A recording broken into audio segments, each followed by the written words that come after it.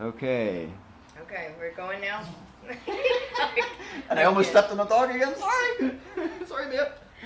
Oh my goodness. We have this Okay. ghost hound wandering around down here.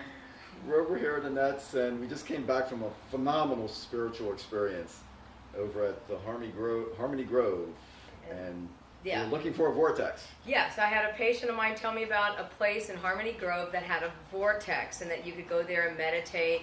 Something about stone circles around it or something like that. I've never been there. She just kind of told me how to get there. And so I suggested it today after our other video. And So we went out there, and while we were there, I found this article explaining, what possibly could be Yeah. there.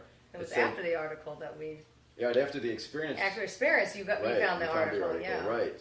It said the native North, and I'm probably going to say it wrong, Degueno Indians once inhabited this land dating back thousands of years. One theory is that this area could also be a Native American burial ground. Locals say there are stone circles in the forest, and that if you pass through them, you will experience time lapses. There was also a sanitarium in the area that burnt down years ago. People went out, people got caught in the fire and ran out into the woods, burning and screaming in terror. And now there's reports of laughing and screaming apparitions of these patients. There was also some gypsies apparently had lived in the area and were said to have cursed the land.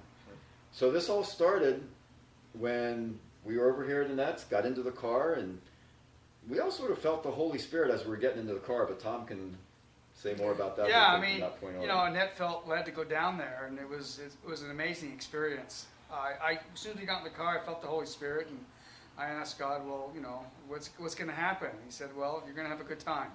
So I smiled, because that's usually all I get. I pester him, but he usually won't give me more than that.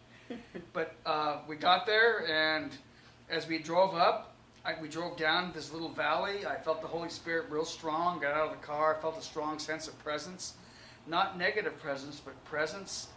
And then all of a sudden, I could see this vast plain, this twilight-covered plain with all these apparently lost souls. And then what happened, Jesus showed up, and you need to watch the video if you want to find out what happened, because it was amazing. Yeah. It was an amazing experience. And again, thank you for watching.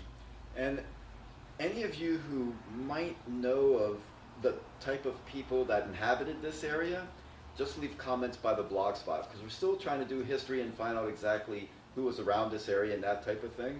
So if you know anything, we'd really appreciate it if you post it. Thanks. Thank you.